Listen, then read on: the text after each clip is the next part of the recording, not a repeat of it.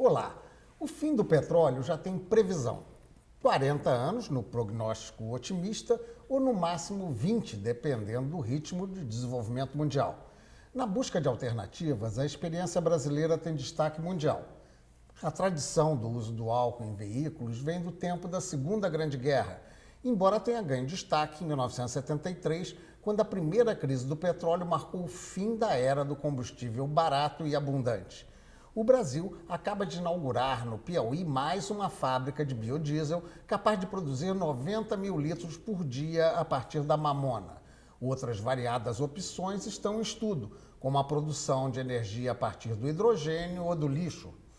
Vento, sol e até as ondas do mar também já são fontes testadas e, cá para nós, abundantes na imensidão do território brasileiro. Temos tecnologia e especialistas para obter alternativas de energia, ajudando a preservar o meio ambiente. Alguns deles estão aqui. Carlos Augusto Arentes Pereira, engenheiro químico com mestrado em engenharia de produção, é gerente de desempenho energético do sistema Petrobras. Suzana Can Ribeiro, engenheira mecânica com doutorado em engenharia de produção, é professora do Programa de Engenharia de Transportes da Coordenação dos Programas de Pós-Graduação de Engenharia, a COP, da Universidade Federal do Rio de Janeiro, e coordena também o setor de transportes do Programa das Nações Unidas para o Clima, o Painel Intergovernamental de Mudanças Climáticas, IPCC. Paulo Emílio Valadão de Miranda, engenheiro metalúrgico e de materiais. Com pós-doutorado na França, ele é professor titular e chefe do Laboratório de Hidrogênio da COP. Luciano Basto Oliveira, doutor em Planejamento Energético e pesquisador da COP, trabalha com aproveitamento da energia da biomassa residual, o lixo no popular, no Instituto Virtual Internacional de Mudanças Globais da COP.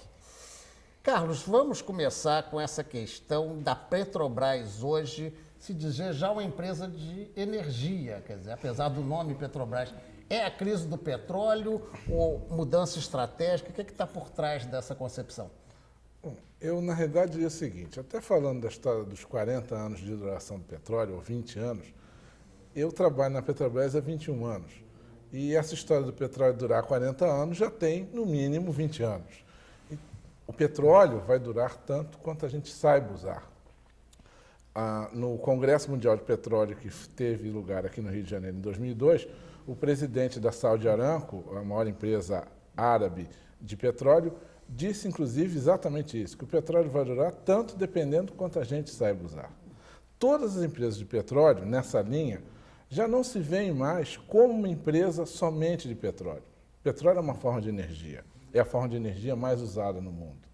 Então, você, como empresa de petróleo, uma empresa que está fornecendo um dos principais energéticos, começar a se posicionar como uma empresa que fornece energéticos de maneira geral, até numa visão maior, a gente certamente vai falar aqui da questão de mudança climática, tem tudo a ver com a mudança estratégica de visão de mundo da empresa. Tá, vamos pegar esse critério de visão de mundo com a Suzana, exatamente as mudanças climáticas.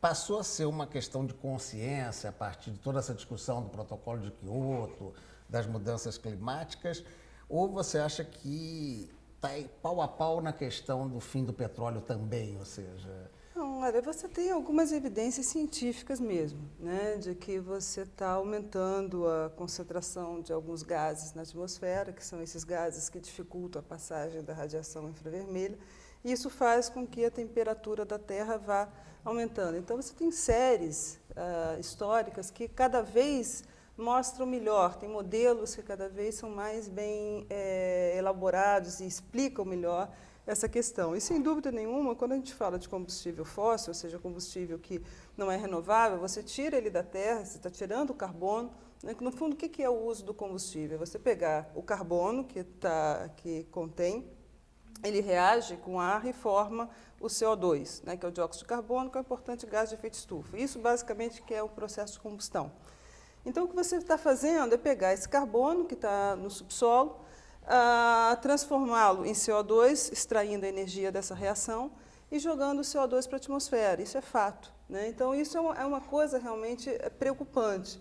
Então, não é simplesmente uma questão de conscientização, são algumas evidências que vêm sendo notadas desde 1988, quando começou esse processo de inventário, avaliação dos problemas de Talvez gás eu de não efeito tenha me estufa. expresso bem, Suzana. Quando eu falei questão de consciência, era a consciência desses dados reais. Quer dizer, não sim, só... sim. Eu pensei que era uma coisa mais ligada a Não, ambientalismo. Não, por isso que eu citei o protocolo de Kyoto como uma medida concreta. Quer dizer, Exato. embora o maior poluidor, que é os Estados Unidos, no caso, não tenha adotado. Mas surpreendentemente os demais países todos ratificaram o protocolo e eu acho que isso vai seguir em frente. Então, eu acho que essa questão de carbono é claro que tem uma ligação muito próxima com o uso de petróleo. Mas uma das questões que o Carlos estava até comentando, né, que desde que ele entrou na Petrobras, houve que o petróleo vai acabar também, desde que eu estudo, o petróleo vai acabar daqui a 20 anos, não sei o que e tal. Tem uma frase que eu acho assim, muito interessante até. Não que o petróleo vá acabar necessariamente, mas talvez a gente não use mais ele da mesma forma que a gente tem usado. Então, tem uma frase que comenta que o fato de ter acabado a Idade da Pedra não significa que você não tem mais pedra. A pedra está lá, só que as novas tecnologias vão surgindo, são mais limpas, vai ficando mais barato, com o preço do petróleo subindo, você acaba viabilizando outras fontes. Deixa eu pular para energia. uma ponta absolutamente mais radical com o Paulo Valadão, a respeito exatamente dessa tua especialidade, que é do estudo do hidrogênio, e todo mundo fala que o hidrogênio é tão limpo que até o seu produto, que seria o vapor d'água, né, os astronautas bebem. Quer dizer. Água pura, limpa e cristalina. Mas a gente podia tomar o caso do carbono, que já está sendo comentado aqui, para entender a evolução do uso de combustíveis pela humanidade. Se formos ver, nós começamos usando combustíveis sólidos, como madeira e carvão, e que tinham alto conteúdo em carbono, comparado com o conteúdo em hidrogênio. Depois nós passamos para um combustível líquido, que foi o petróleo, que já passou pelo seu pico máximo, né, de produção e utilização no mundo, de novo, reduzindo o teor de carbono com relação àquele que era contido no carvão e na madeira. Agora nós estamos entrando na era do gás natural. Já é um combustível gasoso. Embora ainda retirado. Embora ainda fóssil.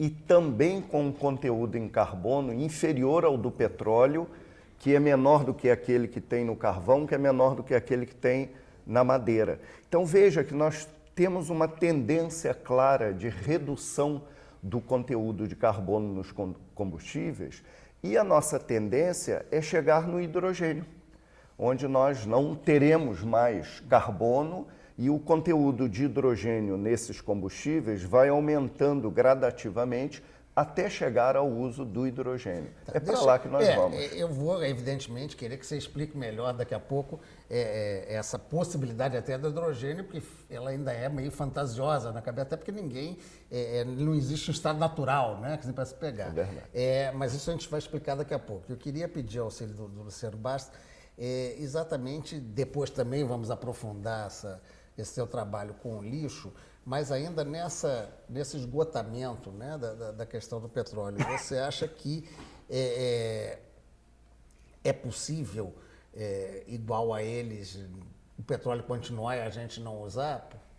Qual é a sua visão? Eu acho que o petróleo cada vez terá utilizações mais nobres. Então, se tivermos outros combustíveis para poderem substituir o uso na geração elétrica, ou o próprio uso veicular, nós poderemos deixar o petróleo e o gás natural para fins mais nobres. O que seriam esses fins mais nobres, no caso? Por exemplo, a produção de materiais, a utilização no processos petroquímicos. Seriam os polímeros, essas coisas? Coisas desse tipo, os plásticos, a própria fertilizante, coisas que têm um valor agregado maior. Então, verifique o caso, por exemplo, do lixo. No mundo inteiro se produz energia elétrica e térmica a partir do lixo. O biogás produzido da decomposição espontânea dos resíduos, a partir de um certo tratamento barato, plenamente dominado, gera um produto igual ao gás natural. Então, para que utilizarmos os combustíveis fósseis, que são caros e são mais nobres, para esse fim, se nós já temos esse outro material que, na verdade, é um problema junto às cidades. Então, nós estamos tentando... Deixa eu aproveitar essa tua dica do Caro e pedir aqui uma participação para o Carlos. Recentemente teve um ex-sócio, né, considerado o guru das commodities, ex-sócio do Soros, dizendo que o petróleo ia chegar a 100. E o próprio presidente da Petrobras também, no mesmo período, dizia, não, a previsão da Petrobras é que ele cai para 25. Claro que nós sabemos que tem uma questão política nisso, né? Uma crise árabe, ou como houve aquela de 73. Tem uma lógica essa questão do preço, realmente? Vai aumentar, vai diminuir? Porque ele está falando de uma questão nobre. Como é que a gente se situa, afinal, nisso? Olha só, existe uma lógica de mercado. Isso é um mercado. Toda economia que você pode aprender se resume à economia que se aprende numa feira, tá? Próximo da hora da xepa, que tem mais ofertantes do que demandantes, o preço cai. No início da feira, quando tem muita gente demandando, o preço aumenta. E o que tem acontecido fundamentalmente com a questão do petróleo nos últimos anos é que o petróleo está sendo mais demandado. A economia mundial tem crescido e tem havido uma demanda maior. Você estava falando, agora durante o ano de 2005, a gente está assistindo aí, nos últimos meses de junho, julho e agosto, o petróleo chegando a $60 o barril. Já existem previsões para os próximos anos, 2006, 2007, 2008, petróleo atingindo patamares de 80 e até eventualmente chegando a 100 em algum momento aí no futuro. O que isso vai provocar? Isso é uma demanda de energia. Energia é um bem fundamental para a melhoria, não vou nem falar de qualidade de vida, que é um conceito muito complicado, mas para o desenvolvimento humano. No momento em que o petróleo está aumentando, ele está começando a aumentar a possibilidade das outras energias, que é um dos temas que a gente está falando aqui.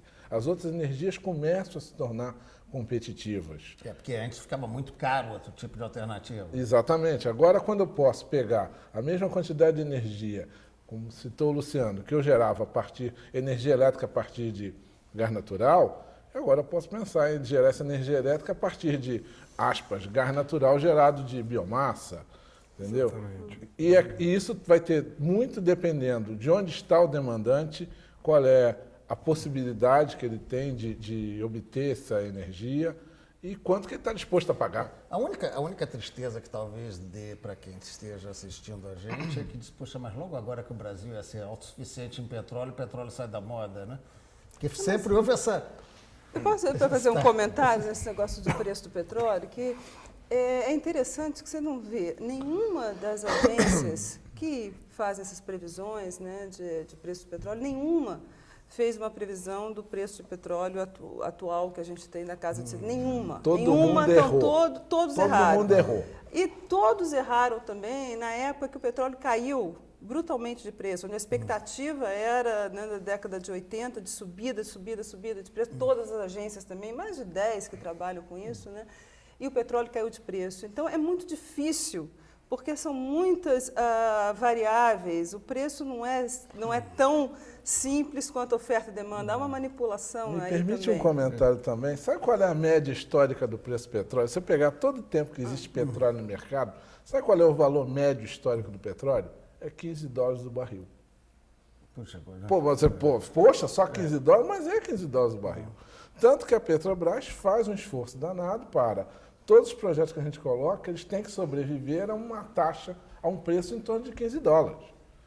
Projeto de exploração, seja lá o que for, que não está em torno disso, a gente não está pensando em investir. A gente está lá na fila, mas está meio para trás na fila. Bem, deixa eu dar um intervalozinho aqui. A gente vai voltar já, não tanto com petróleo, mas vamos começar com uma coisa nossa, já que eu estava falando dessa independência, o álcool, por exemplo, com essa opção, né, brasileira, e outras alternativas. Até já.